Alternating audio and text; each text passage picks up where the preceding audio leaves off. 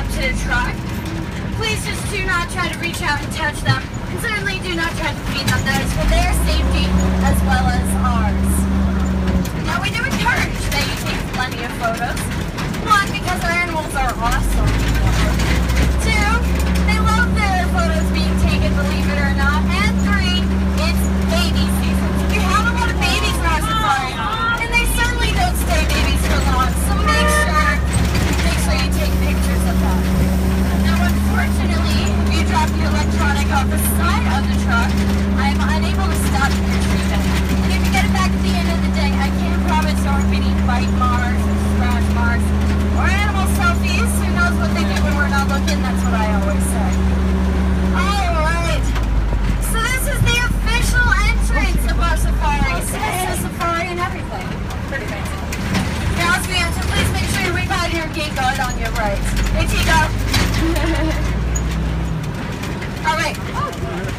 So this is technically the end of the safari. So a lot of these animals we're also going to be seeing later on. So we have the black buffalo. They have the white bellies. The large ones on the left as well are called nilgai. They live in India.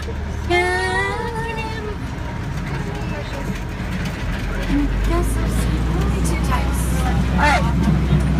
So, our first section is going to be the Americas, where the buffalo roam. However, what you guys think is a buffalo is actually called a bison. The buffalo of America went extinct a long time ago, actually. So, we'll be seeing plenty of bison, even the one on the left over there. He's kind of chilling by himself in the back.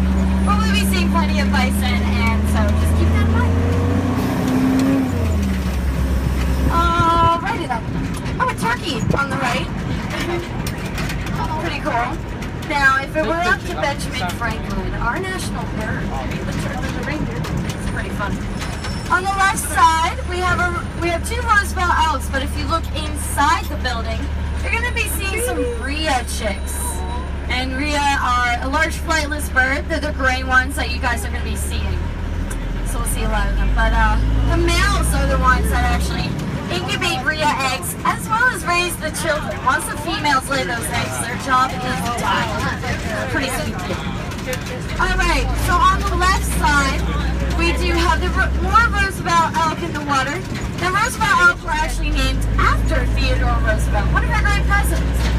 And he was also one of the first animal conservationists of America. And animal conservation is something that's important to the safari, so I will actually be talking about it throughout. Alright. We're going to go through this water. We're in the water. Oh yeah, green water. Lovely, right? Anyway, so now we are seeing the bison here on your left. Now the small orange ones are the babies, of course. They're born bright orange even though they're dark brown as they get older. How cool is that? Anyway, the bison actually have a good conservation story. During Western expansion, there were a lot of explorers that went out in the West, and they found these guys, the bison. But that's when they started hunting them in mass quantities. So their population sank so low, they almost became extinct. But because of the human conservation efforts for the bison, their populations were able to raise back up, and so now they're doing just fine. So it is a happy story in the end, but that's why we love conservation so much here, because it helps save animals. So you guys are seeing a lot more rheas. Now they're a flightless bird that can grow to be about 5 feet tall. And a flightless bird is called a ragtag, so keep that word in mind, because we're going to be seeing ragtags throughout this safari. Now on the left and right side, you guys are going to see fallow deer. Now these babies are adorable. You can see them on the right. Cute. Anyway, so they may remind you of a certain Disney character. Bambi, yeah. They were the inspiration for Bambi, actually. However, when Bambi grew up, he lost his spots. These guys keep their spots for their entire lives. Pretty cool. So why are fallow deer not ever lost? Because they're always spotted. Anyway, so we're in Africa now. we'll be seeing a lot of really cool animals in Africa, right? Like elephants and rhinos. Pretty cool. Now, we also will be seeing zebra, and we do have a couple of baby zebras that were born yesterday morning. So keep your eyes out. Alright, we see male ostriches on the right. Keep in mind, males are black and white. Females are all gray. So see them throughout. On the left, we have the African elephant. Now, these elephants are all female. They've been with us since 1974, the very beginning. So they are our golden girls. Now, they're of course known very well for their cool trunks that they grow. See? Those trunks actually have 100,000 muscles in them. They're extremely strong.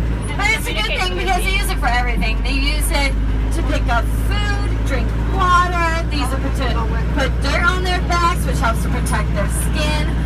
And they use it as a snorkel. Because believe it or not, elephants love to swim. They do an excellent doggy paddle.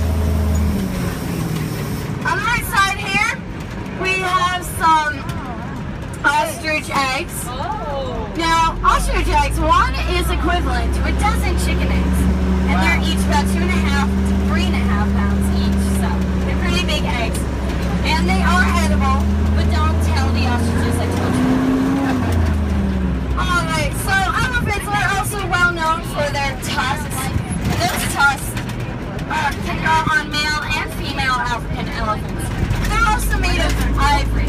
Ivory is actually something that's highly valuable, and it's the reason why these elephant populations are decreasing and they're becoming endangered. Because about 97 elephants a day are poached for those ivory tusks.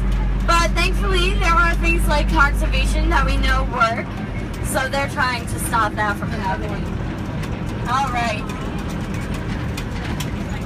And now we're seeing a lot of zebras, right?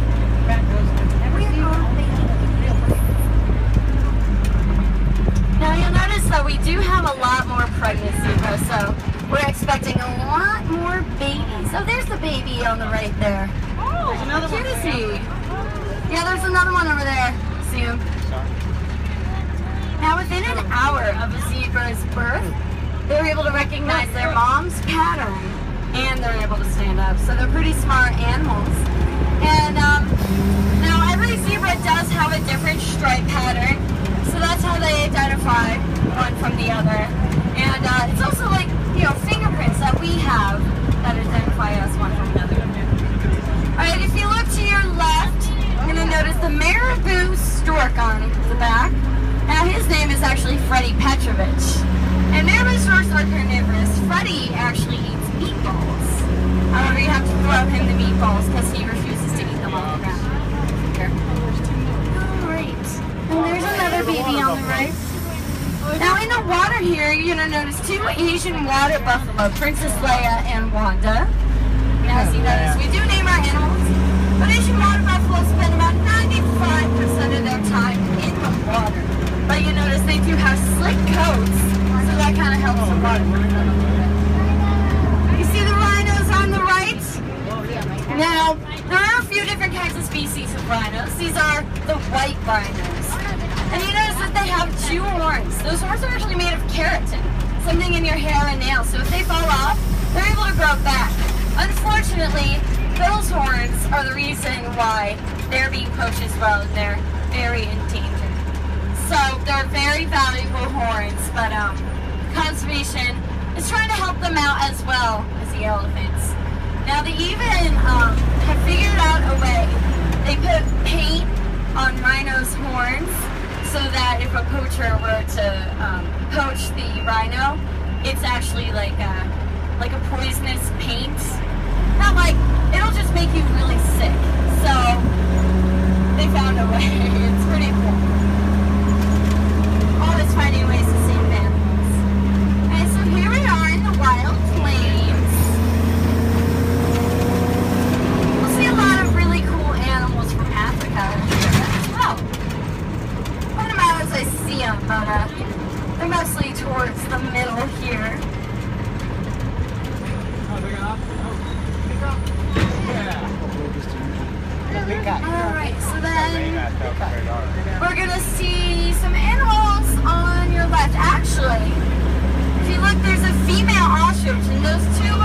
running on the ground are her chicks. Did you see them? That's cool.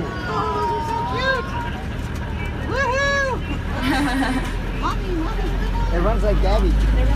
Now the dad is actually trailing behind. Male and female ostriches share the responsibility of incubating eggs as well as raising the children. Unlike another flightless bird we know, right? The rhea that we saw before. Now we also see the common eland here, which are a type of antelope. In fact, they're the largest type of antelope. They can weigh around 800 pounds. Jesus. Despite their size, however, they can actually leap 6 feet in the air.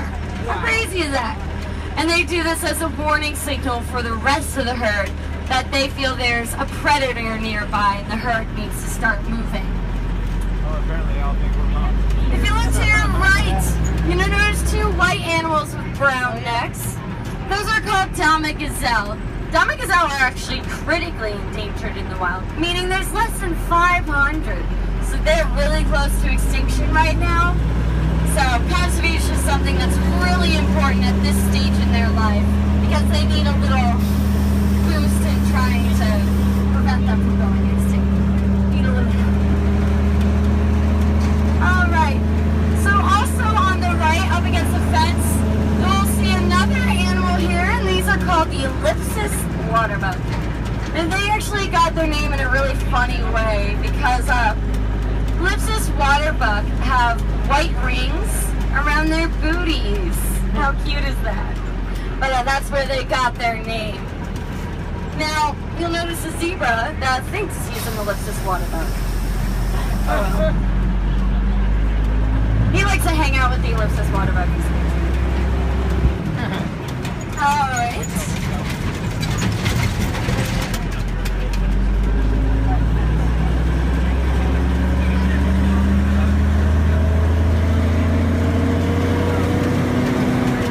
Okay, so come on, you have a black buck on the left, but we're going to be seeing them later. But on the ground on the left, you're going to notice a blackbird with what looks like a red beak. He has red around it. This is actually a southern ground hornbill. And if you've ever seen Lion King, that's Zazu. Zazu is a southern ground hornbill. Oh, I didn't know that. Alright, on the right side here we have the scimitar horned oryx. Now these guys are actually extinct in the wild, so you only see them at conservation centers such as Six Flags here. Fortunately, there are also conservation programs trying to raise the scimitar horned oryx to be released into the wild. So that's another thing conservation does. So, thumbs up for conservation. Alright, now we're coming up to Camp Onatoura. This is our halfway point. At camp here, every hour on the half hour, you guys have the opportunity to feed the giraffes. Yes. It's really the most amazing experience you could ever have, and it's really cheap. So, now we also have a lot of other cool animals for you guys to get up close to, like 2 bear cubs. Those bear cubs are so adorable.